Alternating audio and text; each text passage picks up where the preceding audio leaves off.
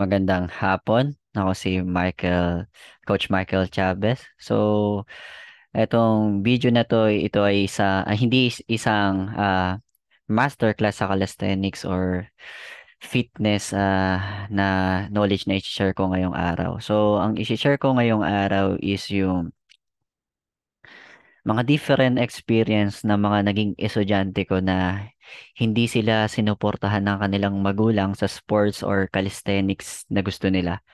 Kumbaga, ito, i-share ko din yung mga maling pananaw ng mga magulang kung bakit hindi nila sinusuport yung mga anak nila. And then, i-share ko din yung mga dapat gawin ng mga magulang o bakit kailangan suportahan ng mga magulang yung mga anak nila sa mga sports, interest, or calisthenics or mga gustong gawin ng mga batang anak nila. Kasi, ang dami kasing mga estudyante ko na nag-share sa akin na mga mental experience nila sa mga magulang nila na nasasaktan sila, pinapagalitan sila, kung ano-ano yung sinasabi sa kanila dahil nga sa pagkakalisthenics na ginagawa nila. Or kaya yung isa ko pang estudyante na pinapagalitan siya ng tatay niya pag nagpa-basketball. So, maraming kabataan yung nakaka-experience ng mental stress, mga lugmok, pagkalungkot dahil yung mismong magulang nila ay hindi nga sila nasusuportahan sa interest nila. So, ngayon, magpo-focus ako sa calisthenics kung saan marami akong estudyante na nag-share kung bakit hindi sila sinusuportahan or anong mga maling pananaw ng magulang nila sa calisthenics. So, ngayon, bibigyan ko ng information yung mga magulang na hindi nagsusupport sa kanilang anak. So, all of this naman, hindi naman lahat ng magulang ay hindi sumusuport sa mga anak nila pagdating sa sport. Actually, ang dami kong nakilala mga magulang na sinusuportahan yung mga anak nila sa sports nila, mayaman man or mahirap. So, nakakatuwa yung ganun. Tsaka, ang sarap makita or maramdaman na yung mga magulang na sinusuportahan yung anak nila sa mga personal interest, mapa-sportsman, music, arts, and anything. So, umpisa tayo. Okay. So, ito yung mga maling paniniwala ng magulang sa calisthenics. So, ang dami kasing mga estudyante ko na pinapagalitan sila ng mga tatay, nanay nila pag nakikita sila mag-calisthenics, pinapalo, tinatapon yung mga parallels nila, yung bars nila na binili sa Shopee. So, tinatapon. And then sinasabi na walang mararating sa buhay ang ginagawa mo, walang pakinabang or hindi epektibo. So, ito yung mga maling paniniwala ng magulang sa calisthenics. So, una-una, based dun sa mga nag-share sa akin ng mga estudyante ko ng calisthenics, ito laging sinasabi sa kanila ng magulang nila. Paniniwala na ito hindi ligtas o makakasama sa kalusugan ng kanilang anak. So ito yung laging sinasabi daw ng magulang, which mean na hindi naman totoo ito. So yung mga anak nyo, mga father or mommy or daddy and mommy, so mali yung paniniwala na to sa calisthenics. So yung calisthenics kasi is nagbibigay ng strength sa muscle ng mga anak nyo, pagbibigay ng magandang performance sa araw-araw na pamumuhay, hindi weak yung katawan nila, hindi sila unhealthy dahil na nagkakalisthenics sila. And then, hindi nakakasama sa kalusugan ang pagkakalisthenics or hindi nakakasama sa kalusugan ng iyong anak ang pagkakalisthenics. So, kung pipigilan mo siya dahil ang pananaw mo is hindi ligtas ang calisthenics, so maling-mali yun, mga tatay tsaka nanay or mga parents dyan.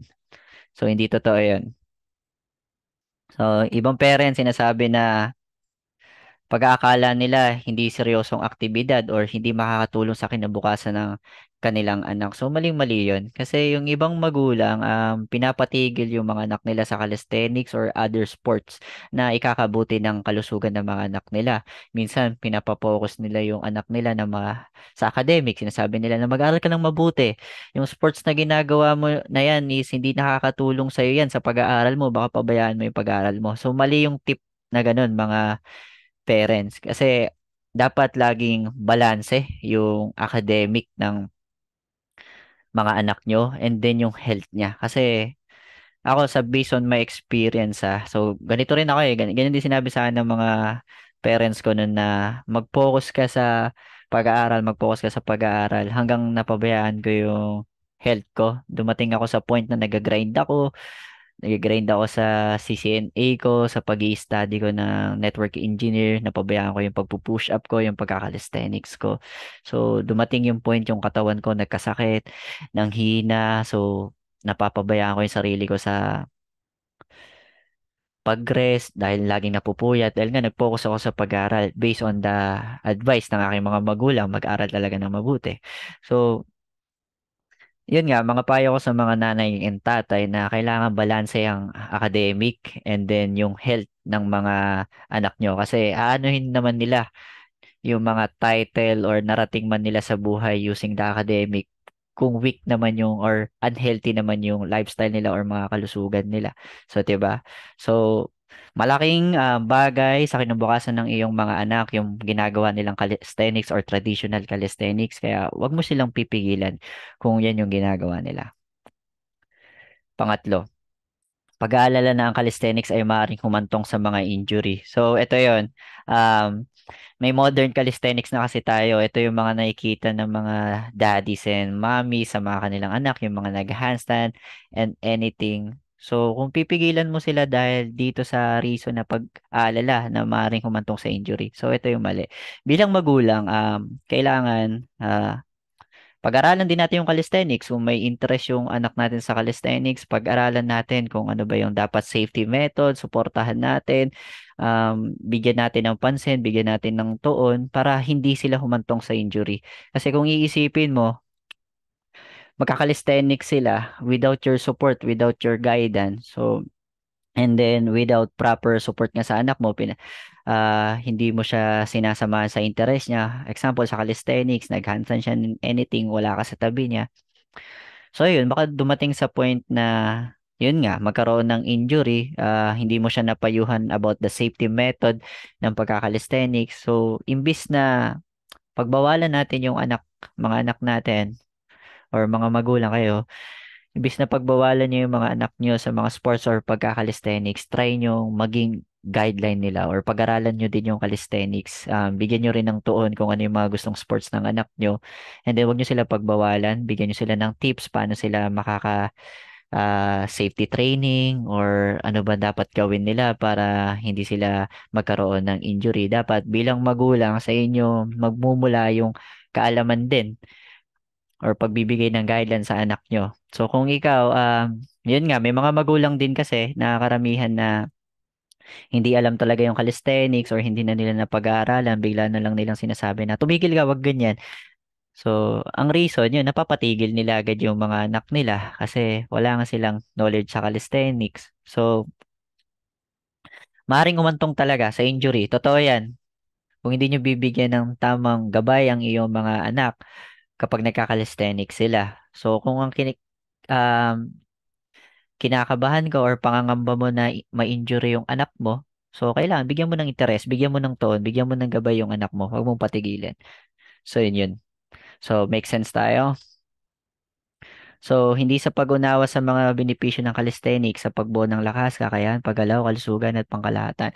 Minsan, ayun nga, sabi ikaw nga kanina, hindi maintindihan ng mga magulang yung benepisyo ng calisthenics or hindi maunawaan ng mga magulang kung anong kahalaga ng sports, calisthenics or iba pa. Kaya pinapatigil yung mga anak nila. So, make sure kung bilang magulang kailangan unawain mo kung ano yung mga interest ng iyong anak. Huwag niyo silang basta-basta pipigilan lang. So mahalaga talaga din na pantay yung kaalaman tsaka kalakasan ng katawan. Kasi kung mas lamang yung kaalaman and then hindi pantay sa kalakasan, so baka dumating sa point yung anak mo is magkaroon ng sakit, kung ano-ano gawin sa buhay, magbisyo, uminom, magyosi. So, hindi naman pangarap ng mga magulang yan kasi lahat ng pangarap ng magulang is mabigyan ng magandang buhay yung kanilang anak. Okay? Panglima, ang mga reason ng mga magulang, sayang lang sa oras. Kasi half a percent talaga ng mga batang nagkakalisthenic based on my experience estudyante will ano sila, masaya sila nagkakalisthenics. Kaya kahit saan nagkakalisthenics sila. Minsan, totoo, um, napapabayaan nila yung pag-aaral nila. Kaya minsan sinasabi ng magulang sayang lang sa oras. So, ang calisthenics kasi is hindi siya sayang sa oras kasi nabibigyan ng magandang kalusugan yung anak mo. So, magiging sayang lang sa oras yung pagkakalisthenics. So, paano? Magiging sayang lang ang oras sa pagkakalisthenics kung pinapabayaan ng anak yung academics nila dahil sa pagkakalisthenics kasi gustong-gusto ng mga magulang na pantay napapriority yung oras ng anak nila sa pag-aaral kaya nasasabi nilang sayang sa oras. So, hindi naman magiging sayang sa oras yung pagkakalisthenics kung tinuturuan din natin ng ating mga anak na ipantay or i-work balance yung training at pag-aaral. So, bilang magulang, dapat turuan mo yung anak mo na yon kaysa patigilin mo sa pagkakalisthenics. So, hindi siya sayang sa oras. Actually, worth it nga yung pagkakalisthenics eh. Mabibigyan ng magandang kalusugan yung anak mo. So, make sense? Hindi natatangkad ang anak. So, may mga nagsasabi na parents na kapag nag-training yung mga anak nila ng calisthenics, hindi na natatangkad. So, ako na nagsasabi, hindi yun totoo. Napapabayaan ang pag-aaral ng anak. So, yun nga. Minsan kasi mga kabataan nakatuon sa mga masasayang bagay. Sa, excuse me, sorry. Nakatuon sa willing-willing silang gawin or gustong-gusto nila gawin. Kaya minsan yung focus nila, mas nabibigay nila doon. Example, calisthenics yung gusto talaga ng anak mo. So, nafo-focus siya doon. Lalo na kung may mga inspiration siya na mga nagtitraining din na calisthenics, lalo na sa social media, nakikita niya. So, mas parang gusto nilang habulin.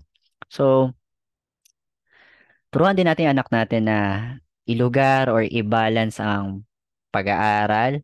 So, magkaiba ang training tsaka pag-aaral. I-work balance natin. Turuan natin sila ng ganun. Pangaralan natin sila na dapat may oras ang training and then may oras ang pag-aaral. So, imbis na imbis na patigilin niyo yung mga anak nyo, pangaralan nyo na kung paano niya mababalance yung training and then ang pag-aaral, kung paano niya di mapapabayaan ang training at pag-aaral. So, make sense tayo.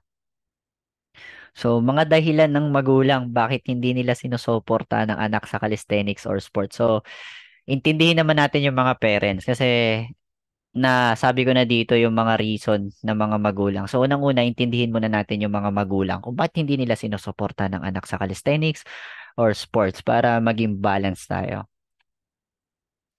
So, number one, financial constraint. So, lahat ng pamilya and lahat ng mga magulang or mga status ng financial ay hindi tayo pare-pareho. May mayaman, may mahirap, may sakto lang. So, example muna natin yung sakto or medyo may kaya na pamilya. So, example, yung anak mo is gusto ng sports, gusto niya mag-calisthenics, gusto niya mag-parallels, and bumili ng parallels sa calisthenics or bar, then sinabi ng anak mo na, Papa, Mama, Daddy, and Mommy, gusto ko mag-calisthenics. Huwag mo siyang sasabihin agad ng, kapos na nga tayo sa pera eh, magaganyan ka pa. So, hindi tayo magkakapera dyan sa ginagawa mo. So, huwag niyo sasabihin ng ganun. Bilang magulang, kailangan maintindihan natin yung interest ng anak natin. Huwag tayo magpapadaig na kulang tayo sa pera or anything. Kung hindi man natin matulungan yung anak natin sa mga bagay na gusto nilang gawin o na kailangan ng equipment, sports na kailangan ng equipment or calisthenics na kailangan ng equipment, huwag niyo silang papatigilin dahil may financial constraints lang. So maraming reason or maraming support ang kayang gawin ng magulang para sa kanyang anak. Hindi lang dahil sa financial constraints sila. So pwede mo kausapin yung anak mo na imbis patigilin pwede mo kausapin na, Nak, wala tayong pera gaano, pambili sa mga ganyan mo, sana maunawaan mo. Pero support kita dyan sa ginagawa mo, sa sports na gusto mo, sa pagkakalisthenics mo. Kung may budget ako, mabibigyan kita ng mga kailangan mo. Or mas maganda kung kaya mong pataasin yung sahod mo or kaya mong makaipon, masuportahan yung anak mo, or pwede mo sabihin sa anak mo kung may kaya kang gawin nak para mabili mo yung gusto mo, susuportahan kita. So wag kayong magpapadaig sa financial constraints na para pagalitan nyo yung anak nyo or bigyan nyo ng maling salita para hindi sila suportahan sa pagkakalisthenic o sport. So ito yung mga reason ng ibang magulang. So make sense tayo, guys? So, number two, so Pilipinas prioritization of academics. So, minsan ang mga magulang kaya hindi sinusuportahan yung mga anak nila dahil sa expectation of academics nga na tinatawag. Kailangan top 1 sila, kailangan mataas yung grades nila kasi pag nag-sport sila mapapabayaan yung pag-aaral nila. So, ito yung mga reason din ng mga magulang kung bakit hindi nila sinusuportahan yung magulang nila, which is na mali. Dapat kasi pantayin natin yung academics tsaka health. So, ano ba yung mga nakakatulong sa health ng mga anak natin? Sports, calisthenics, or mga recreational activity para ma-improve yung pangangatawan nila. So, kung ikaw is itutuon mo lang sa prioritization ng academics yung anak mo, so mawawalan ng healthy lifestyle yung anak mo dahil ang karunungan ng kaalaman ay hindi nagbibigay ng kalusugan sa katawan ng iyong anak. So ano ba yung magbibigay ng kalusugan sa iyong anak? Yung mga activity, mga sports, mga laro. Kaya wag niyo silang pagbabawalan kung may mga interest man sila sa mga sport or calisthenic. So, kailangan mahalaga din i-priority yung kalusugan, mga sports, and yun nga, yung pagkakalisthenics. So, naiintindihan naman namin na mga coaches na, siyempre ako, maging magulang din, na unahin dapat din yung pag-aaral kasi yan nga yung hindi matatanggal sa mga anak natin. Pero mas maganda na unawain din natin sila sa mga kagustuhan nila sa sports and mga calisthenics kasi hindi naman mawawala yung academics kung papangaralan natin sila kung paano i-life or i-work balance yung buhay nila sa gagawin nila. So, make sense tayo? So, ito pa yung reason. Nag-aalala sa kalagayan ng kanilang anak. O, lahat naman ng magulang, totoo yan. Nag-aalala sa kalagayan ng kanilang magulang, sa safety ng kanilang mga anak. Pero mga mommy and daddy, huwag kayong masyadong matakot dahil na may mga professional coaches naman, may mga coaches nagtuturo sa kanila. Pero maganda rin tayo bilang magulang na maging coaches para sa anak natin. Tayo yung maging magandang gabay kasi yan yung laging nasa bahay eh. So magkaroon kayo ng open communication sa anak nyo, bigyan nyo ng mga safety tips, pag-aralan nyo kung ano ba yung sports na pinapasukan, bigyan nyo ng safety tips and mga awareness na dapat gawin para hindi sila yun nga, magkamali or may injury. So nakakaba talaga bilang magulang na makita mo yung anak mo na gumagawa ng mga sports na medyo risky or risky talaga. So wag niyo silang pipigilan. Kung risky man yung sports nila, bigyan niyo sila ng tamang gabay, safety methods kung paano sila ah ma-recover yung sarili nila kung sakali magkamali sila. So yun yung bigyan yung guideline kaysa patigilin sila. Okay? Tradition ng kulturang pamilya. So, minsan kasi talaga sa traditional kulturang pamilya nanggagaling kung bakit hindi sinusuporta ng mga magulang yung anak nila. So, minsan talaga may mga tatay and nanay na hindi sinuportahan din ng mga magulang nila noon or hindi na-introduce yung sports or calisthenics. So, napapasa sa mga anak na pinapabayaan din nila yung anak nila na hindi suportahan yung mga sports na gusto ng anak nila. So, pasa-pasa lang. So, itong information na binibigay ko, so gusto ko nang putulin yon yung kulturang pamilya na ganun, lalo na sa mga Pilipino.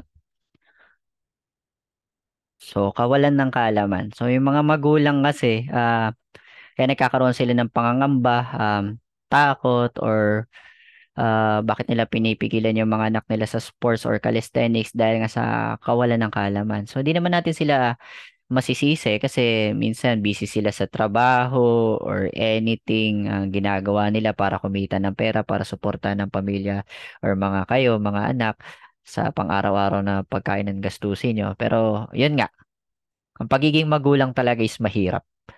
So, Ang pagiging magulang ay hindi lang basta buhayin yung anak. So, kailangan suportahan mo yung mga aspeto na mga kailangan ng mga anak mo.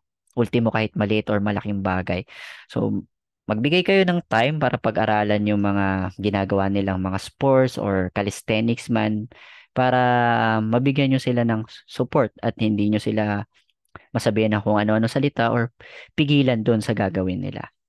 So, make sense tayo doon.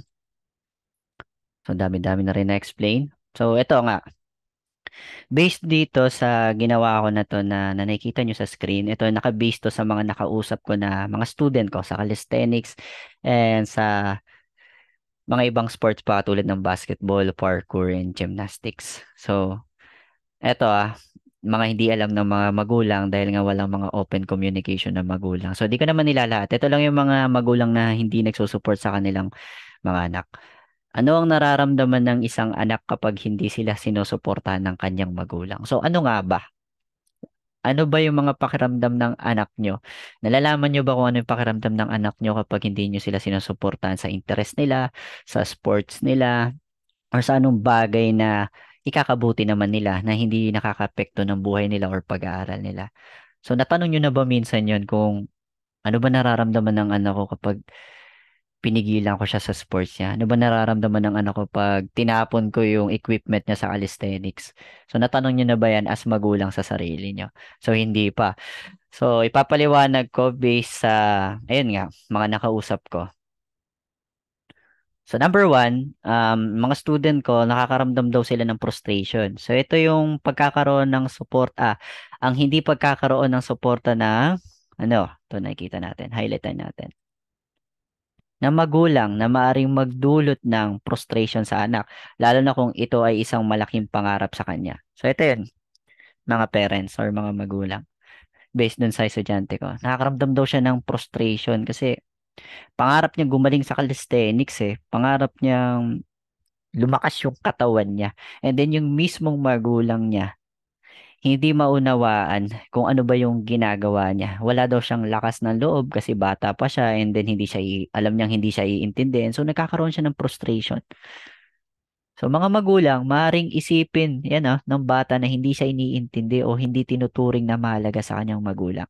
So kayong mga parents, hindi lang anak or basta anak yung mga anak nyo. So mahalaga sila sa buhay. Kailangan intindihin nyo din. So ito yung nararamdaman nila kung hindi nyo nalalaman. Yung mga hindi nyo sinusuportahan yung anak nyo. Kakaroon sila ng frustration.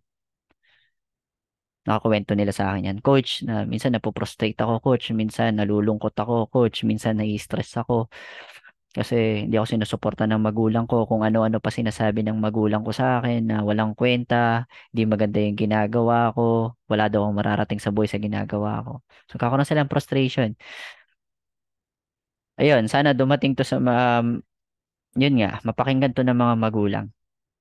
Especially yung mga parent na hindi masyado knowledgeable sa parenting skills. Low esteem. Yun. Mga magulang na hindi nagsusupport sa kanilang anak sa sport and anything pa na interest ng anak nila. So nakakaramdam yung mga anak nyo, lalo na yung mga estudyante ko, ang daming mababa yung self-esteem.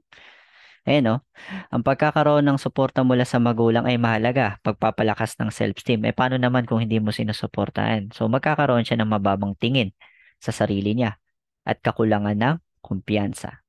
So ito yung minsan yung mga estudyante sa school na na yun, mababa yung grades, hindi nag-aaral ng mabuti, hindi makareport sa harapan. So sila yun, yung mga estudyante na yun. Or yung mga anak nyo na yun, silang sila yun.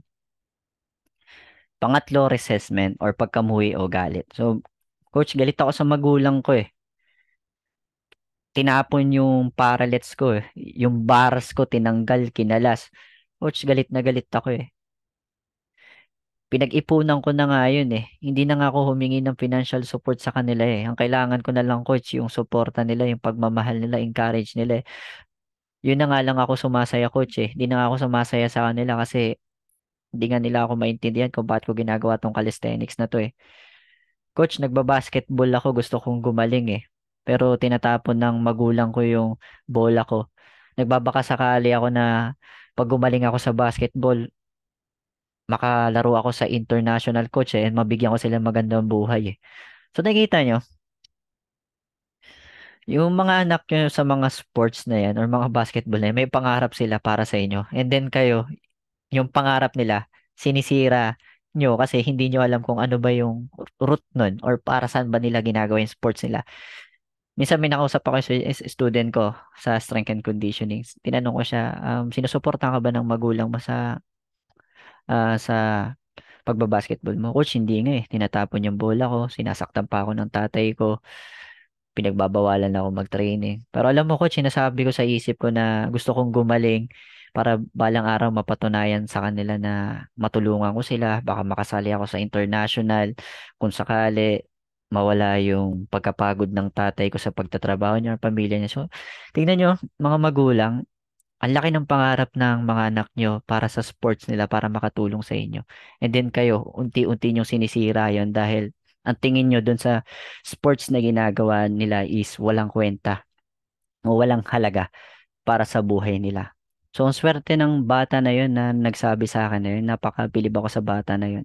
Gagamitin niya yung sports niya para tulungan niya yung magulang niya. Kahit hindi siya tinutulungan ng magulang niya, kahit sinasaktan siya, kahit na pinagsasalitan siya ng masakit. So, itutuloy daw niya yung sports na yun para tulungan yung magulang niya. Yung iba naman, na yun, nagkakaroon ng galit. O yung kayong mga magulang, hindi nyo alam or hindi masabi ng mga anak nyo kasi natatakot sila nasabihin nito kasi baka saktan nyo, may kapangyarihan kayo saktan nyo sila, may kapangyarihan kayo na alipustahin sila, wala silang kapangyarihan para alipustahin kayong mga magulang eh.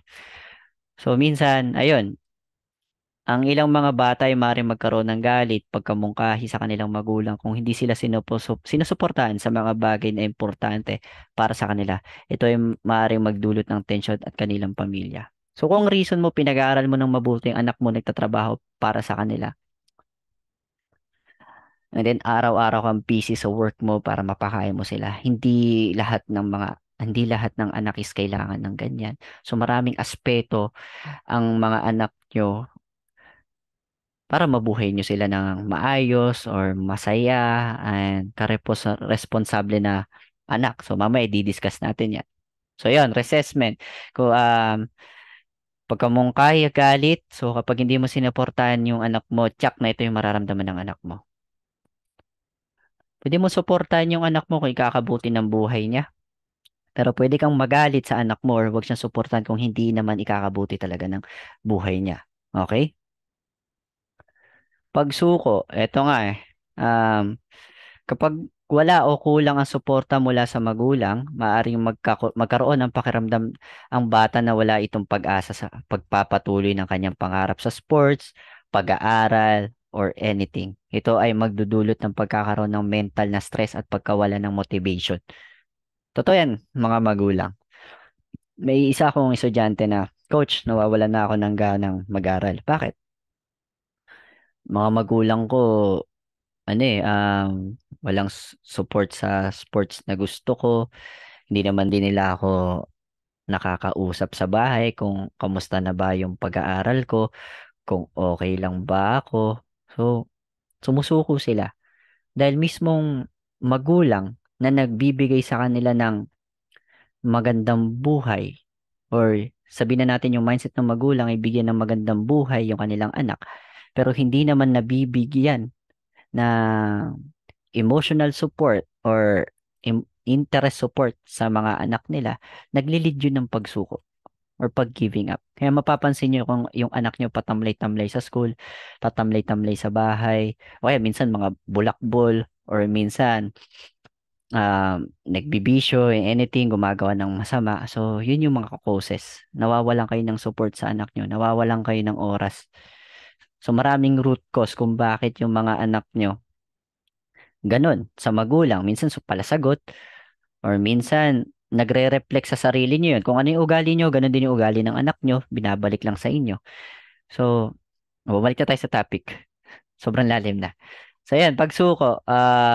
Nagkakaroon ng pagsuko yung mga estudyante ko or mga anak nyo kapag wala silang support, lalo na sa mental and support sa interest nila.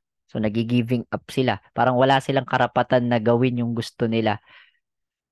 Okay? Parang wala silang karapatan na ipakita sa mga magulang nila yung galing nila dito sa sports nila or sa pagkakalisthenics.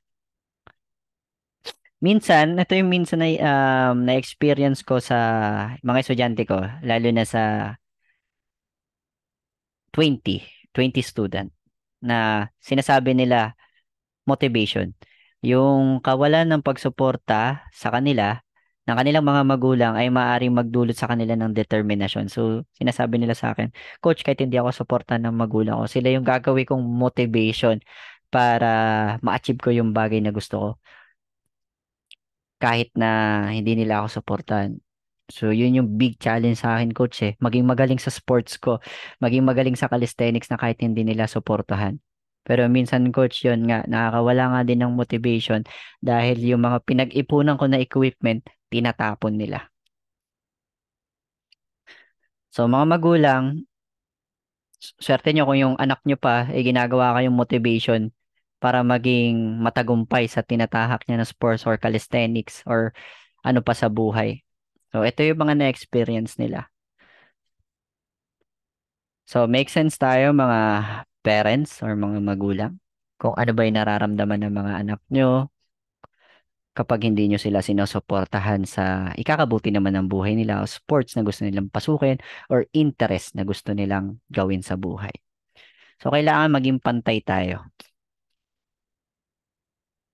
So ito, sa pangkalahatan, ang epekto na hindi pagkakaroon ng suporta ng magulang sa sports ng isang bata ay magkakaiba-iba. So depende naman sa individual na sitwasyon ng pagkatao, kung mahirap, mayaman, sakto yung buhay, or paano i-handle ng bata yon. Pero mga magulang, laging tandaan, mahalaga na ang magulang ay magkaroon pa rin ng bukas na komunikasyon at pag-unawa sa pangarap at interes ng mga anak. Bakit? Ang tamang suporta ay maaaring magkaroon ng positibong epekto sa kumpiyansa, kakayahan at kabuong kagandahan ng kanilang anak. So, wag nyo pa ring walain bilang magulang yung suporta nyo. So, coach, tinanong nila ako, Coach, sana nga sinusuportahan ako ng magulang ko sa pagkakalisthenic and sports na gusto ko eh. Sabi ko, kaya ginawa ko tong ano na to, video na to, ipapaliwanag ko kung ano ba yung kailangan ng mga anak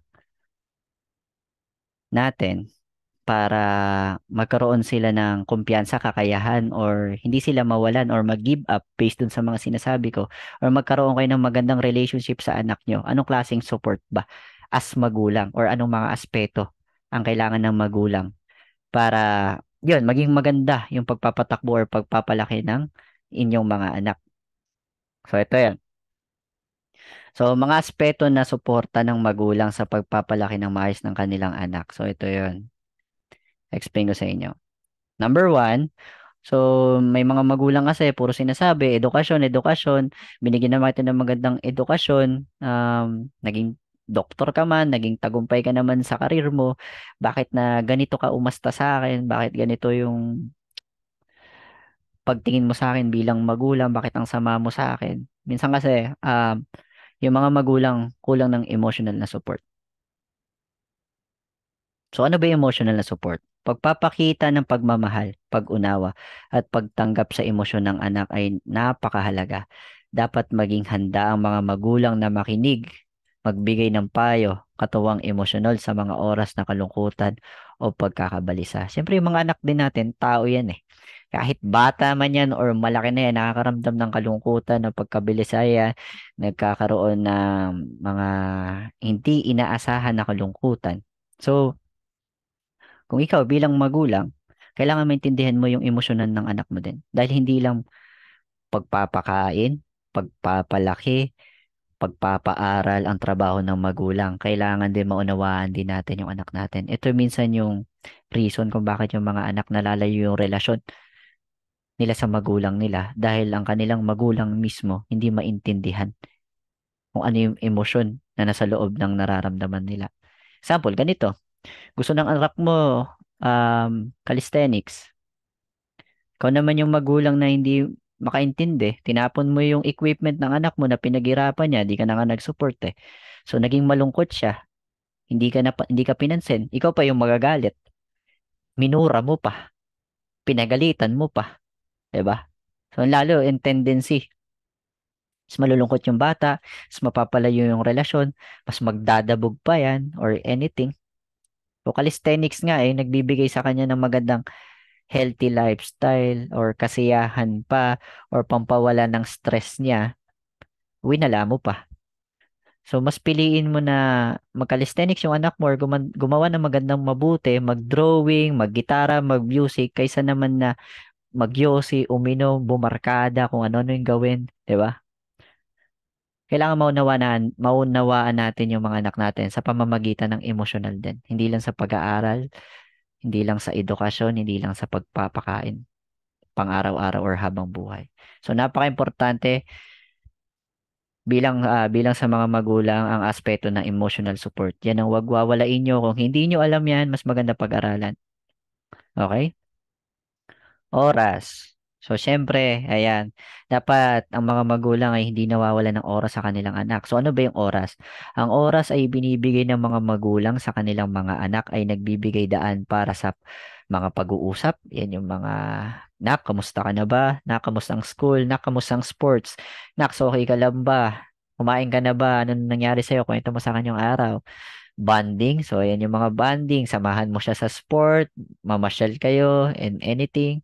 At pagtuturo. So, bibigyan mo siya ng mga gabay na magandang landas or pagtuturo sa kanya sa calisthenics, pagtuturo sa school niya. Kasi hindi lang lahat naman ng edukasyon ay nakukuha sa school, pati rin sa magulang. Kapag may hindi alam yung anak mo sa math, sa science, so yung kung may free time ka, imbis na mag-cellphone kang magulang ka, scroll-scroll ka, turuan mo yung anak mo or tanungin mo yung anak mo kung saan ba siya nahihirapan na subject. So, yan yung oras bilang magulang. Dahil ang paglaan ng oras upang maglaro, mag-usap at magkaroon ng quality time ay nagpapalakas ng ugnayan ng pamilya. Kaya kung magtataka ka, yung anak mo is hindi mataas yung hindi masyadong malakas yung ugnayan or strong bond yung anak mo sa'yo. So baka ito, nawawala ka ng oras at nawawala ka ng emotional na suporta.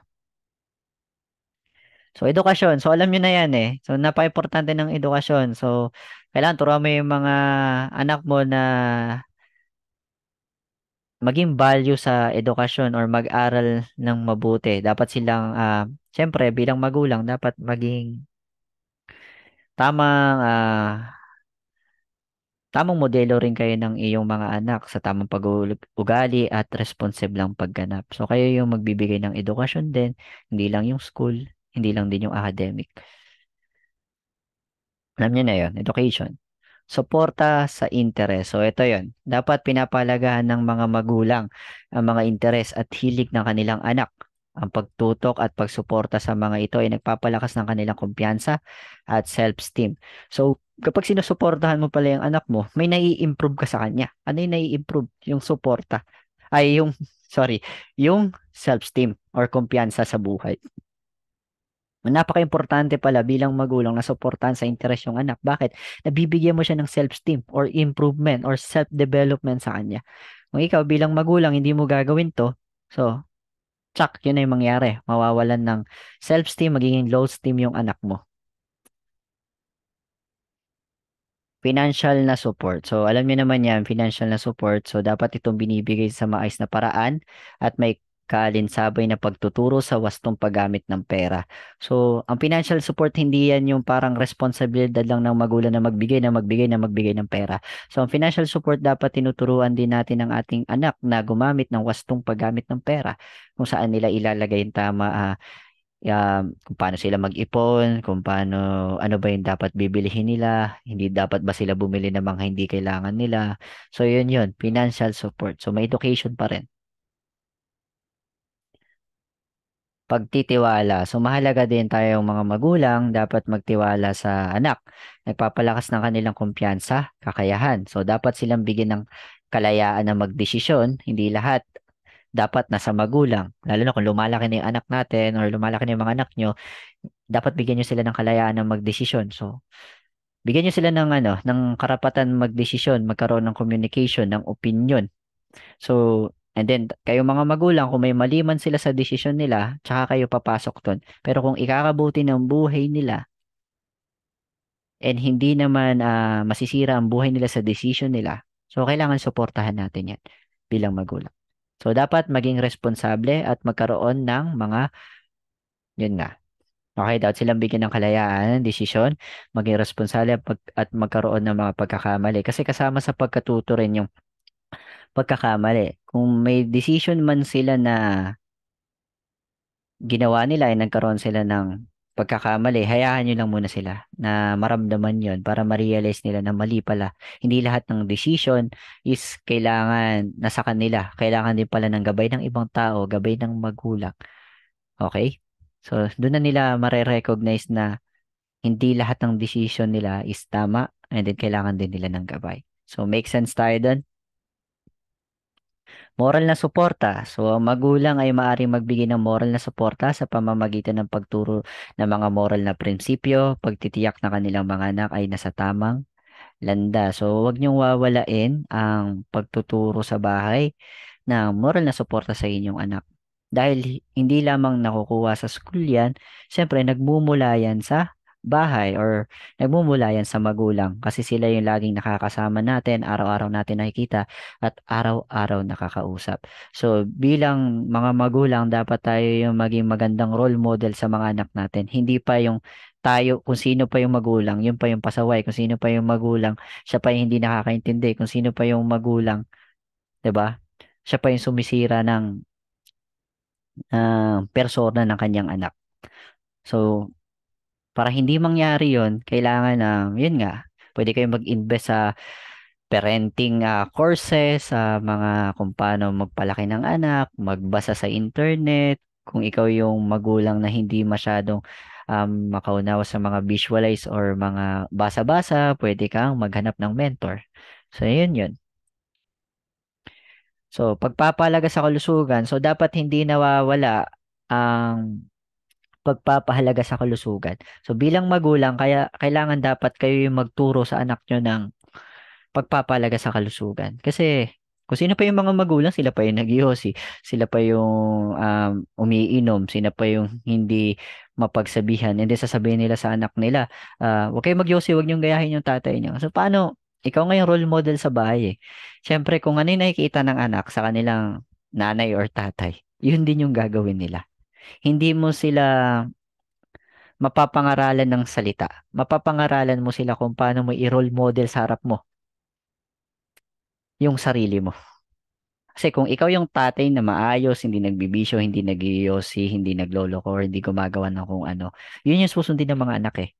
Pero kung ikaw yung tatay na nagyosi, kung ano na ginagawa, tamad sa buhay, nagbibisyo, kung ikaw rin, ganun na nanay, then sasabihin mo sa anak mo, wag niyo kang kaming gayahin, paano kayo gagayahin, di ba?